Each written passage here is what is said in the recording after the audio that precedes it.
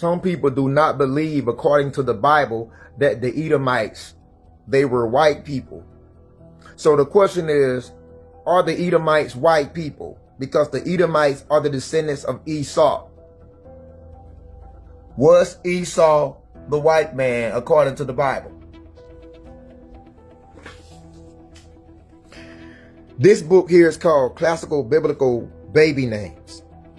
Flip it over, and on page 72 it talks about Esau, which is the oldest son of Isaac and Rebekah.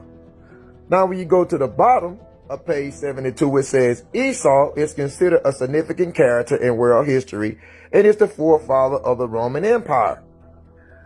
So what color and nationality were the Romans? What color was these Italians? Of course, they were white people. So Esau is the white man. However, the Jews was different. I guess now all of a sudden the book of baby names is now the Bible.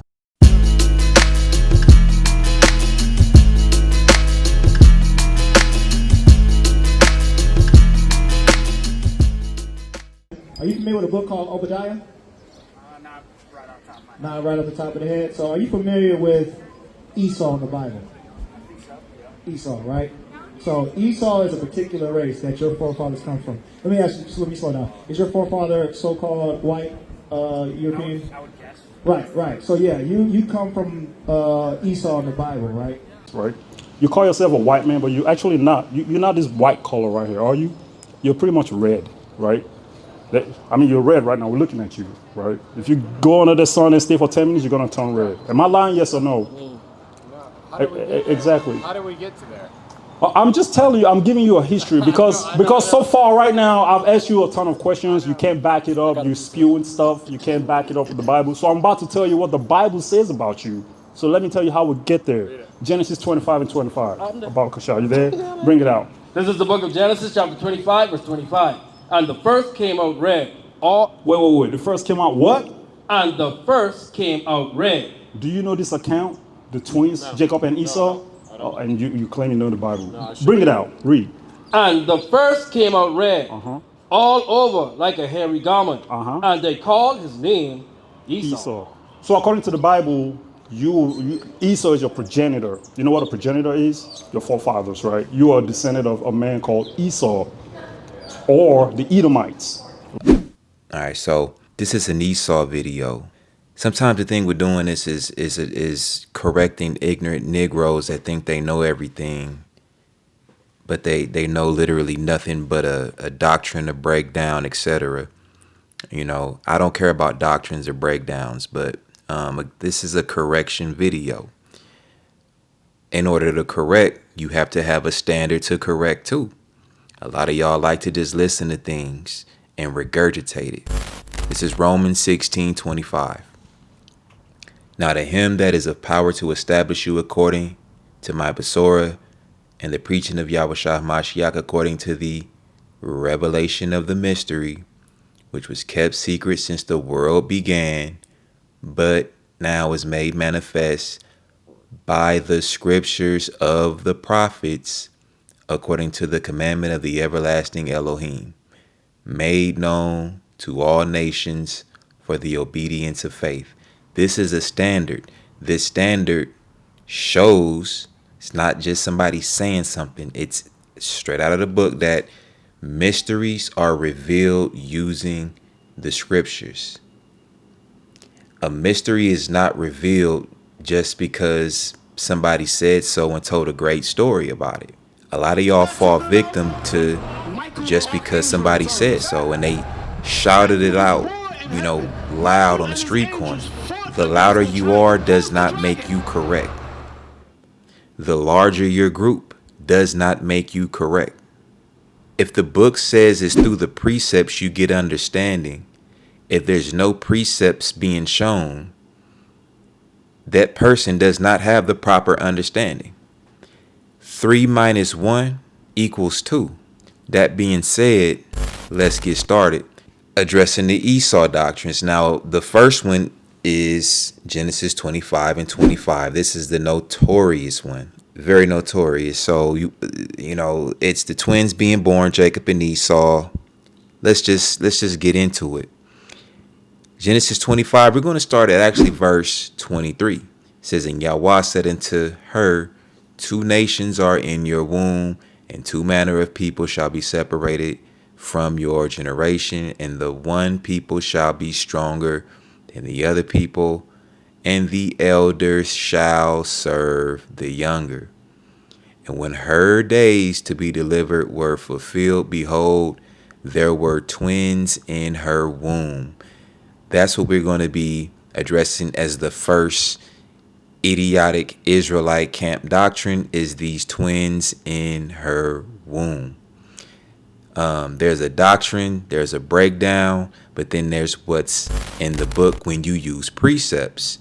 So now we're going to go to verse 25. We're going to go step by step, because again, we know the doctrines. Who is Esau according to the Bible? Let's jump back a couple chapters to Genesis chapter 25. And when her days to be delivered were fulfilled, behold, there were twins in her womb.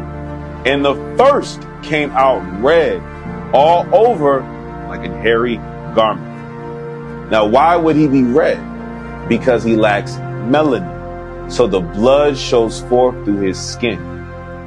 And the first came out red all over like a hairy garment. And they called his name Esau. So the first child that came out red and hairy, his name, the nation's name, is Esau. How come precepts never get used? And the first came out red. This is when the camp would stop and start going all over the place. Google images, distracting y'all, redneck, and a lot of y'all fall victim to these stupid ass, just pea-brain examples that they give. Examples in Google images is not precepts. It says the first came out red all over like a hairy garment. So the redness is like a hairy garment. It's not like any other list of things a camp might say in some breakdown, okay? You have to be serious about this. The book of Genesis, chapter 25 and verse 24. And when her days to be delivered were fulfilled, behold, there were twins in her womb. And the first came out red all over like an hairy garment, and they called his name Esau. So the first one came out red, man. Let's pull up a picture. All right, let's just search up red people. Actually, let's search up rednecks, right? Let's see which people are known for being red, man. Come out the womb being red. So the so-called white man, they're known. This is crazy, man. Redneck pride. I mean, how much simpler can it get, man? How much proud redneck? So, hey, it says Esau came out red, man. And we know who is red upon this earth. They call themselves white, but they're not actually white, man. To be white, that means you're damn translucent. Translucent. These people are not translucent. They're pink. They're red, man. Look at this guy. He's red. And they say redneck pride, man. A lot of y'all just believe bullshit. And they called his name Esau. So Esau, one of the twins, was born. He was shown to be red all over like a hairy garment. Now from this, and I would even offer $10,000 to anybody who would show me where you see skin color right here. Any Hebrew word in here to show that this is pigmentation, skin color, anything along those lines, I will pay you $10,000. My money is safe. But doesn't skin color get read into this? You know it's not there, but you have a position that it's here. Has there ever been a precept to show that skin color or pigmentation is talking about Genesis 25? Any other connecting precept? Have you ever seen it? No. You've seen Google images used as a precept, but you have never, ever seen any precept from Genesis to Revelation point to this red all over like a hairy garment being skin color. Verse 26. And after that came his brother out, and his hand took hold on Esau's heel, and his name was called Yaakov, and Isaac was 80 years old when she bore them. So this is the name of the two brothers. The first Esau, the second Jacob. I'm actually going to come back to this later on. In verse 30, when you see Edom, that means Esau because Esau had his name changed to Edom. So when you see like Edom, Idumea, that's just Esau. For those that don't know, I'm not leaving anything uncovered. Anything for somebody to say it's two different people. No, it's the same person, just with a new name. Now, Esau being red all over like a hairy garment. You know, if you're actually honest with yourself, you know it didn't say anything about skin color. What does it mean? Again, that's why I showed the standard in the beginning of the video, that it's through the scriptures that things are revealed, that it's through precepts you get proper understanding. So what am I going to do? I'm going to show a precept to get a proper understanding to Genesis 25 and 25, Esau being red all over like a hairy garment. So we're going to go first to Exodus 36 and 19. And it says, not me, so don't say that, man, you said. We're reading that it says, and he made a covering for the tent of ram skins dyed red. This is Moses. If you don't like it, take it up with him. Actually, take it up with the Most High. Now, what does ram skins dyed red have to do with Esau being red all over like a hairy garment? Well, the last time I checked, ram skins is hairy. It's a hairy garment. The only thing left to do is see how the word dyed and red has to do with Esau.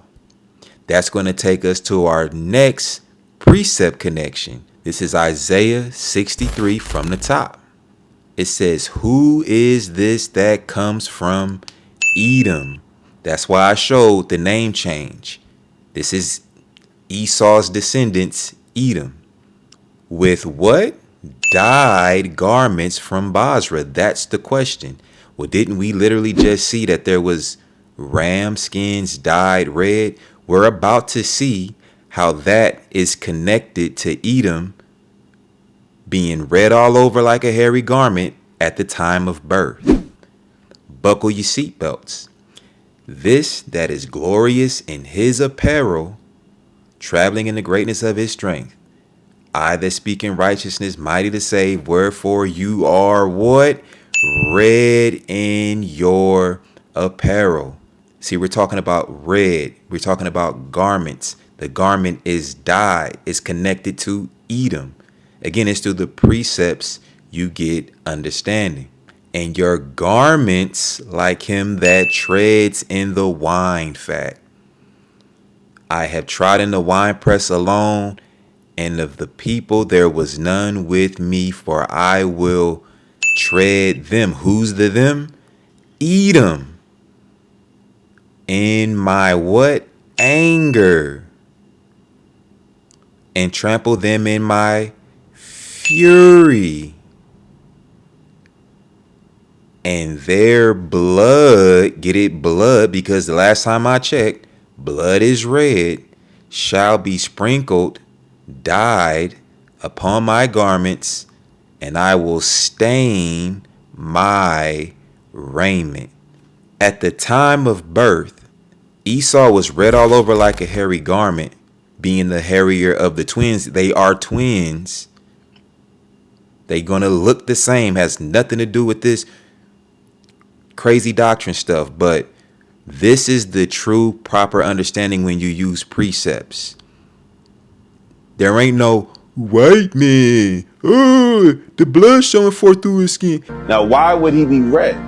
Because he lacks melanin. So the blood shows forth through his skin. Yeah, the blood is showing forth through the skin, because when you're bleeding, how in the hell is your blood still beneath your damn skin, bruh? But that applies to anybody, though. Anybody that's bleeding, they're showing blood. Their blood is not beneath their skin. 1 + 1 is 2. That's how dumb these camp doctrines are. But if you emotionalize any damn doctrine, any dumb Negro, simple-minded, will fall for it. Let's continue. We're going to go to Romans 9 and 13. As it is written, Jacob have I loved, but Esau have I hated. Well, we just saw the damn hatred of Esau. Well, we just saw the hatred of the Most High in Isaiah. Every time you see a prophecy relating to Esau, it's destruction, destruction. Because the Most High hates that nation. Doesn't make them Europeans, though. It's talking about bloodshed because blood is red. All right, so now let's get a second witness to show that Esau being red all over like a hairy garment is in connection with blood. Nothing to do with skin color. Okay? If you have something, I'm going to tell you, if you look at something through certain lenses, of course you're going to see it because you're looking through fogged up lenses, bruh. So we're going to go to Ezekiel 16. We're going to start at verse 3 just to get right to the point. And say, thus says Adonai Yahweh unto who? It says it clear as day. This is Jerusalem, your birth and your nativity is of the land of Canaan. Just for some context, Jerusalem is talking about the nation of Israel. The nativity of their land was the Canaanites' land, which the Canaanites occupied before Israel got there. It says your father was an Amorite and your mother was a Hittite. And as for your nativity, in the day you were born, your navel was not cut. Notice how we're starting to get to the point. We're talking about birth. Well, we're talking about Jacob and Esau at their birth. Twins, remember? You can't, if you got a short attention span, this basic stuff is just not for you. So, neither were you washed in water to supple you. You were not salted at all, nor swaddled at all.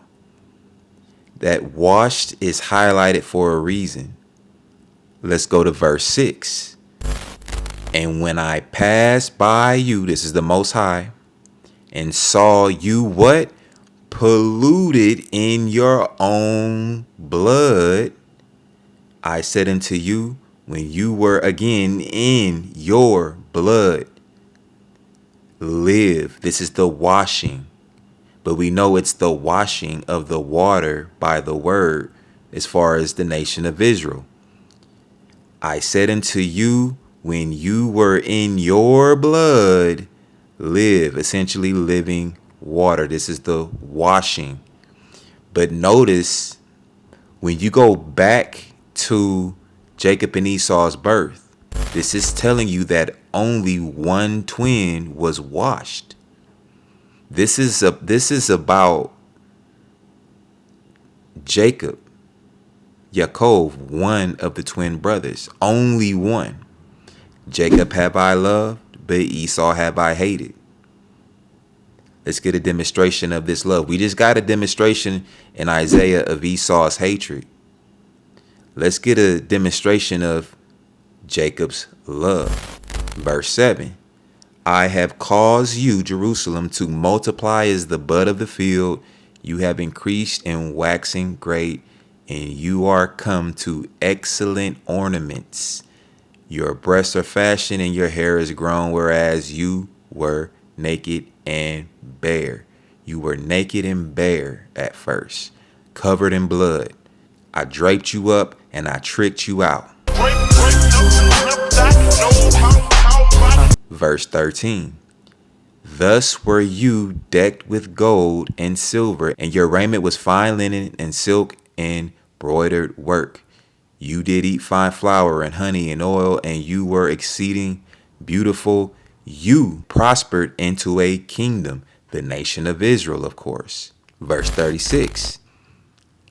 Thus says Adonai Yahweh, because your filthiness was poured out and your nakedness discovered through your whoredoms with your lovers and with all the idols of your abominations, and by the blood of your children, which you did give unto them. Child sacrifice. We all know that ugly story. Behold, therefore I will gather all your lovers with whom you have taken pleasure, and all them you have loved, with all them you have hated. I will even gather them round about against you, and will discover your nakedness unto them, that they may see you in all your nakedness, just like the day they were born. This is what it means when you see also to make Esau bare and to, uncover his secret places. This is what it's talking about, because there's another camp doctrine connected to that, something to do with skin color. It's this: if you focus on skin color, you pull it out of anywhere. The dust of the ground, skin color. It's just stupid stuff. Verse 43. Because you have not remembered the days of your youth, the day you were born, but have fretted me in all these things. Behold, therefore I will also recompense your way upon your head, says Adonai Yahweh, and you shall not commit this lewdness above all your abominations. So just how Jerusalem was born, and we know that was at the same time as Esau, the difference, because there's another, this one just crossed my mind, dumbass camp doctrine. When you read Genesis 25 and 25, well, why does one twin only get described?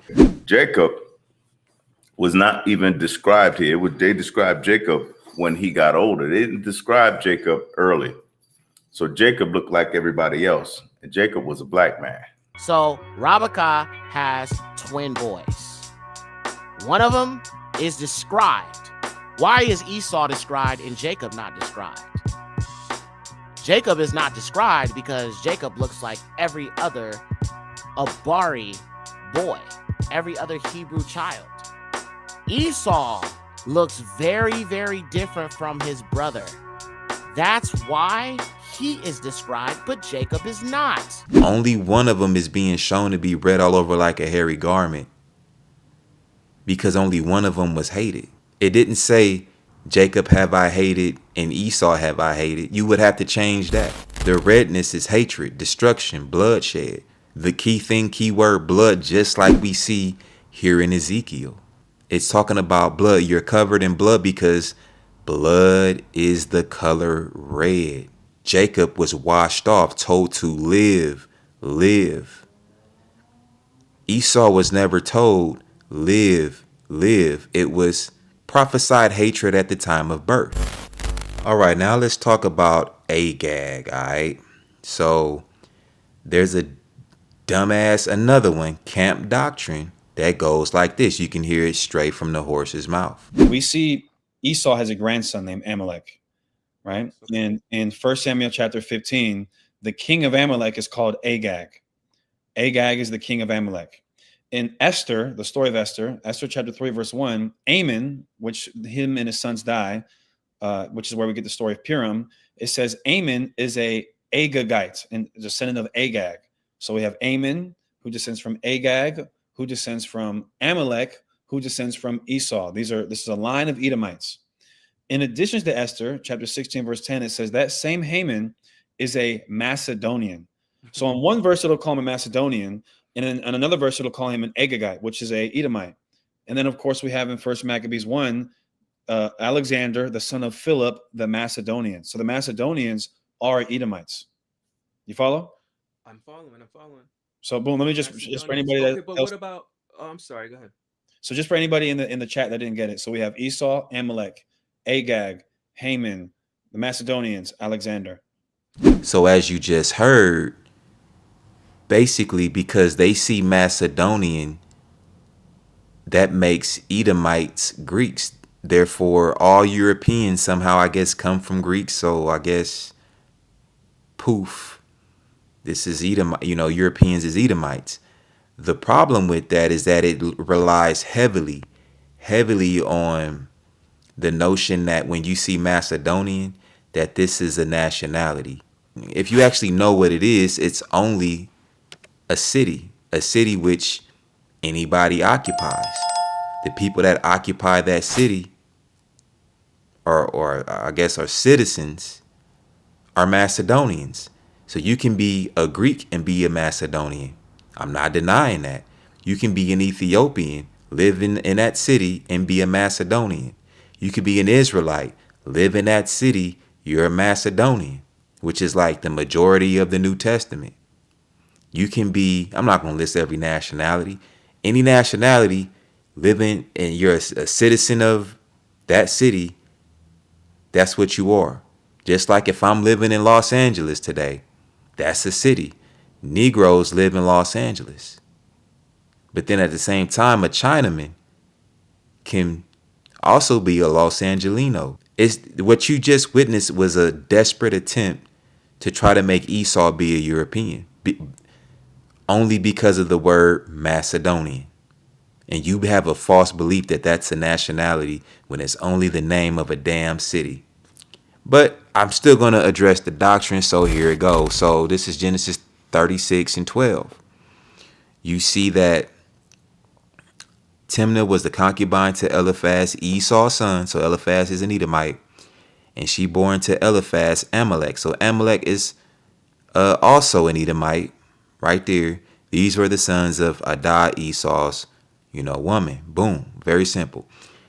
1 Samuel 15 and 8. And he took Agag, the king of the Amalekites. So actually, technically, you never do see anything to show that Agag is an Edomite. I just want to highlight that. Just because you're the king over somebody does not mean you're the same nationality. But let's pretend that we've substantiated that Agag is an Amalekite. We're going to continue with just that, okay? So, this is what Hassad was talking about. This is KJV.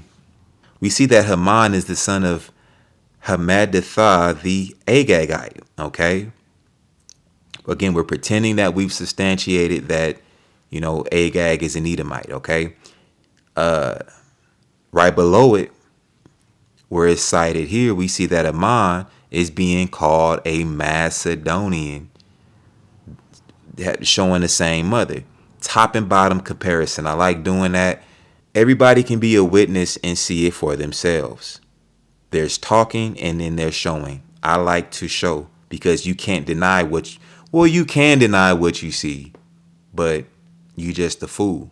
So, again, like I've already explained, Macedonian is only the name of a city. This is not a nationality. Camps portray it as a nationality because they're stupid. It's the doctrine. It's the breakdown. But I don't give a damn about doctrines and breakdowns. What does the book say? A lot of y'all just watch YouTube videos and you probably don't even know what the book said. You probably don't even have Bibles, but got the nerve to agree with something. So touching back to Genesis 25 and 25, Esau's red all over like a hairy garment. There's another doctrine connected to Revelation. I remember actually speaking with a camp on this years ago, but they took me to the book of Revelation and I was wondering why they took me there. It's a very simple-minded state of thought, and I mean simple-minded. So I'm going to move this up here and show you what I'm talking about. Revelation 12 and 3. And there appeared another wonder in heaven, and behold, a great red dragon having 7 heads and 10 horns and 7 crowns, as it says. So what happens, the most simple-minded thing happens. The red at the top and the red at the bottom is like, oh, it's both red, so that means it's the same damn thing. And when you have the false understanding that this is a European because you were taught that red all over like a hairy garment is magically somehow skin color without being shown or proven, then you're going to connect it to this dragon is the white man and this is talking about us today. It's simple-minded. So how do we get understanding of this? Well, when you go to Revelation 12 and 3, this red dragon is actually defined in verse 9. Here it is. And the great dragon was cast out. See, that old what? Serpent, called the devil and Satan, which deceives the whole world. This is the definition of the red dragon in verse 3. It has nothing to do with Esau. If verse 9 said the great red dragon, which is Esau, well then okay, but it doesn't say that. You have to rearrange and add and change words, which the Most High don't like that. Revelation 12 and verse 3. And there appeared another wonder in heaven. Behold, a great red dragon, having 7 heads and 10 horns, and 7 crowns upon his head. Is there a literal dragon with a crown on his head? What is that letting us know? This is a parable. This is symbolic. This is symbolic of a person with the attribute of a dragon ruling the world. Who's that today? Is it Arabs? Talk to me. Is it Palestinians ruling the world today? No. Is it Japanese people ruling the earth today? Who is the dragon that deceived the whole world? Who's doing that? He's laughing because it makes sense. But what are camps doing? You're adding and taking away to the word. You have to rearrange it and tweak it to fit the doctrine because you put the doctrine above the actual word itself. The Bible can only say what it says. And I don't see this red dragon being referred to as Esau. As a matter of fact, Satan had several nations. So I'm not saying Esau wasn't one of Satan's nations. It was, I should say, past tense. But since it was, it doesn't take away other nations. You have Babylon, Persia, Greece. The Arabs were called dragons. Mizraim was called dragons. It was never exclusive to Esau. So this never proves that anything about Esau being Europeans or nothing. You have to add so much camp doctrine and conjecture and filler. You have to cut the dope so much to try to make it work. And as a matter of fact, now that I think about it and I have videos out on it, this red dragon, when you actually know what it means in the 7 heads and 10 horns, it literally has absolutely nothing to do with Esau. All right, so the next thing we're going to address with this camp doctrine versus the Bible with Esau is this. Camps confuse Japhet's enlargement with Esau's fatness. They confuse the two. So you might be looking at Japhet's enlargement, but because you're programmed and trained that somehow Edomites are Europeans, you think that's Esau's fatness. So Genesis 9 and 27. Elohim shall enlarge Japhet, and he shall dwell in the tents of Shem, and the Canaanite shall be his servant. And then right below, top and bottom comparison, Esau said to his father, have you but one blessing, my father? Bless me, even me also, O my father. And Esau lifted up his voice and wept. And Isaac his father answered and said unto him, behold, your dwelling shall be the fatness of the earth and of the dew, etc. So we see here that fatness and enlargement are blessings. What I'm addressing is the confusion. There's prophecy of Japhet that would have to come to pass in the last days. But because Negroes are programmed and they don't check anything, they wouldn't know how to check because all they do is watch YouTube videos. They would just think that it's somehow Edomites. So in Revelation 28, it says, and shall go out to deceive the nations which are in the 4 quarters of the earth, Gog and Magog, to gather them together to battle, the number of whom is as the sand of the sea. This is an end time prophecy way after the fall of Edom. But if you're thinking that Europeans are Edomites, then you have a problem here. This is after the book of Maccabees. You actually don't see Edomites. You don't. But a lot of that comes from just belief. Ezekiel 38:2. This is the connecting precept to what we just read in Revelation. Top bottom comparison. Son of Adam, set your face against Gog, the land of Magog.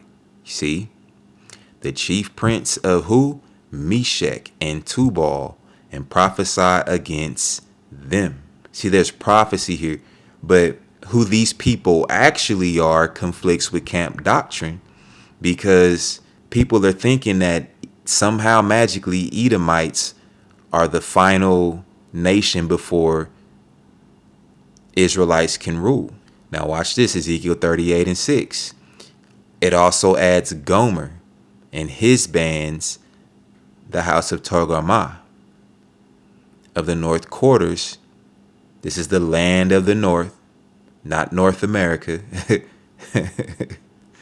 And all his bands and many people with you. 38:9.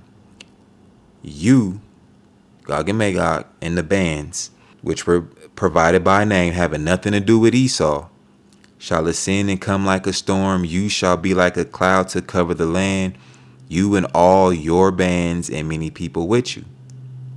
The Student's Manual of Oriental History, a manual of the ancient history of the East to the commencement of the Median Wars, by Francois Lenormand, librarian of the Institut de France, and E. Chevalier, member of the Royal Asiatic Society of London. Volume 1, comprising the history of the Israelites, Egyptians, Assyrians, and Babylonians. New edition. All right. And again, ancient history of the East. All right. Royal Asiatic Society. These are scholars. These are not people being religious, just religious. You know, they understand that a lot of that history in the scriptures is actual history. It's put in there maybe allegorically sometimes or as a story, but there's actual truth behind it, you know, that we have to research on. So we're going to start on page 60 of this book, The Race of Japhet. The sustained topic, it says that the name of this youngest born of the sons of Noah signifies extension, because that his posterity was to occupy an immense extent of country. His family remained longest united and was the last to leave the neighborhood of the place where Noah had fixed his residence after the deluge. The book of Genesis gives the names of his 7 sons as Gomer, Magog, Madai, Tubal, Meshach, Tiras, and Javan. Gomer personifies the family originally established on the northern coast of the Euxine in the north of Greece. Remember, the Euxine is the Black Sea. Remember, they were saying that the Sumerians, and the Herodotus were saying the Sumerians were from the upper, right, northern part of the Euxine, same as Gomer and his people, as it says here, in north of Greece. But in reality, they're from that whole area, Georgia and everything. So it says, from these were in due course of time to spring a people well known to the Greeks and Roman historians as Sumerians. All right, Sumerians, Kimbri or Kimri. All right, the Sumerians are from Gomer, Gamir, Gomer. Sumerians, we're talking about real people. All right, who were for ages the terror of Asia and Europe, and who even made Rome tremble at the summit of her power. 3 sons of Gomer are mentioned: Ashkenaz, whose name seems composed of Gothic roots, as Kunis, a race of asses.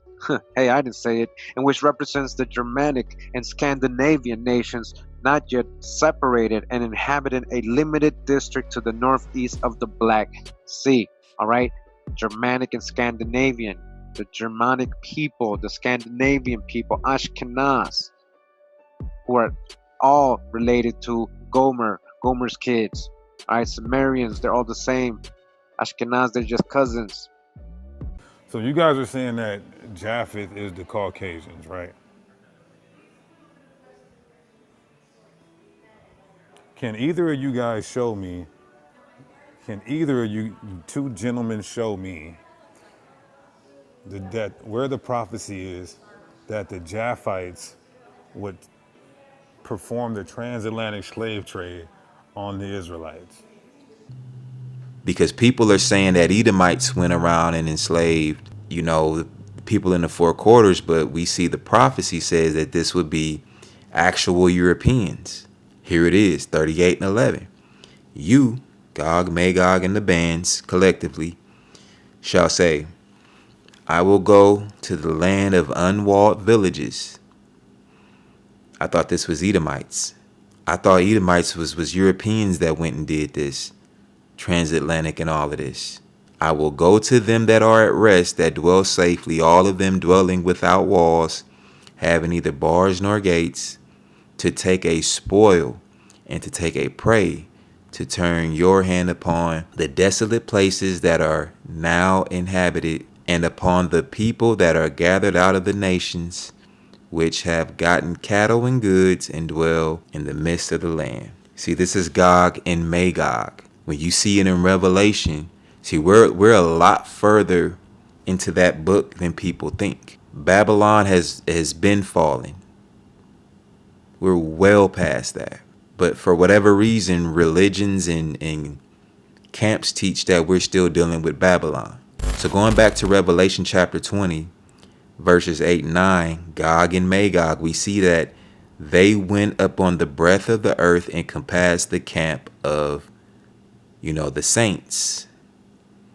Well, the saints are Israelites, but we just saw that they would go about the land of unwalled villages.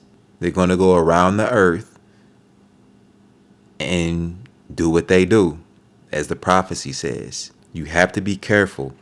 Esau's fatness and Japheth's enlargement are not the same damn thing. You have to literally know who Edomites are. Book, chapter, verse. $10,000 to anybody that believes that foolishness, that think you can show it in the book. You got it. This is when beliefs hit reality. If what you believe is actually true, then you got 10 grand right there. You got 10 grand. So we're going to go to 2nd Esdras chapter 6. This is one of my favorite ones. Because this one gets misused, mishandled a lot by camps. Like I just read, I didn't say it, I read it. Japhet is the final, that was chapter 20 in Revelation. Japhet is the final boss, not Esau. But people are coming to 2nd Ezra 6 to say that Esau is the final enemy. Let's read it and see. Verse 8. And he said unto me, from Abraham to Isaac, when Jacob and Esau were born of him, Jacob's hand first held the heel of Esau. We just covered this. For Esau is the end of the world, and Jacob is the beginning of it that follows. See, camps will isolate that sentence right there and make a doctrine out of it. We got next. But do you? It says the hand of man is betwixt the heel and the hand. So if the hand of man is between Esau's heel and Jacob's hand, does Jacob literally have next following Esau? Make it make sense. The words don't lie. Your camp member does. I don't give a shit about doctrines breakdowns. What does it mean by the hand of man? Well, let's see. There's definitions scattered throughout all of the books. So, Luke 24 and 7. The son of Adam must be delivered into the hands of sinful men and be crucified and rise the third day. Very simple, clear. But the people that killed him were Europeans. It wasn't Edomites. Romans have absolutely nothing to do with Edomites. Watch this. This is Jasher 10 and 16. And the children of the Kittim are the Roman. Very, very simple. The Kittim don't descend from Edom either. You will never read that. The Kittim is only, and by the way, There's only one Kittim. I know camps teach that there's an Edomite Kittim, and then there's the actual Yafet Kittim. You won't read that in the book. $10,000 to anybody that shows me from Genesis to Revelation an Edomite Kittim and a Yafet Kittim. My money is safe. All right, so next I want to talk about a comparison of I'm gonna say of Esau and essentially Yafet. Okay, Greeks. We're gonna do a comparison. Genesis 36 and 15. Now these were, basically Eliphaz of the sons of Esau. The sons of Eliphaz, the firstborn son of Esau, Eleph, Teman, Aleph Omar, Aleph Zepho, and Aleph Kenaz. I know y'all are used to seeing Dukes because y'all try to do that Dukes of Hazzard bullshit. It was never written in English. Genesis 10 and 2. The sons of Yafet, Gomer, Magog, Madai, Yawan. Right? So, Yawan, which is Greeks, is descendants of Yafet. It's only one Greek. One. You jump down, you see that the sons of Yawan, Elisha, Tarshish, and Kittim. So you see there. Y'all are saying that Esau is somehow this two different nations of two different bloodlines. Esau here is in the red, Yafet and the Greeks is in the green. Zepho here is Esau. He's an Edomite. He's not a Greek. Even if magically Zepho called himself a Greek, that does not mean the prophecy towards the Greeks applies to him. He's just delusional. I identify as a Greek. I identify as a banana. But camps fall for that. This is how stupid y'all look. Oh, the Edomites identified as... And you felt for that? Like, y'all literally felt for that. So what? Even if that was true, so what? But I want to go to Jasher. This is where the shoe fits. I don't give a damn if you subscribe to it or not. Same color pattern, right? 61 and 24. And the children of Kittim, Yafet, green, saw the valor of Zepho. Zepho's an Edomite, red. And the children of Kittim resolved, and they made Zepho king over them. That's why I said you never really see Agag being referred to as a descendant of Esau. That's an assumption. Just because he was king does not make him the same nationality. That's it in relevant part, because right there's the camp doctrine for the people that subscribe to Jasher. Y'all say where we just read that Edomites are Greeks or vice versa. Here's the problem with that same book, chapter 90, verse 7. The children of Kittim continued their pursuit of Edom. So back in chapter 61, if Edomites were transmorphed into Greeks magically, how are they all of a sudden, this many chapters later, there's a differentiation between the two? So when you also see here that Edom became subject to the children of Kittim, so I'm assuming that the camp doctrine would be because their subjects are the same nationality, because they love to assume because the doctrine supersedes what's in the book. Verse 30, Edom had revolted from under the hand of Kittim. So they were never the same nation of people. Edom became one kingdom with the children of Kittim all the days. So right here, somebody would say, oh, look, Edomites and Greeks are the same thing. Y'all gotta stop it and get some help. Stop it. Get some help. This is defined right here in verse 31, the very next sentence. There was no king in Edom, and their government was with the children of Kittim. That kingdom is government no different in the U.S., Negroes and Europeans, or whoever the hell, whatever nationality, is of the same government, the U.S. government. Don't make you the same people. Y'all just love juicy doctrines. Oh, it's juicy, like a rumor. And it's making y'all look stupid.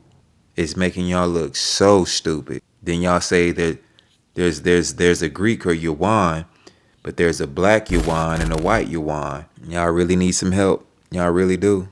Y'all really need some help, man. I got my point. I'm gonna say I got the book's point across $10,000 to anybody to somehow show a Edomite is a European anywhere in the scriptures. Go ahead.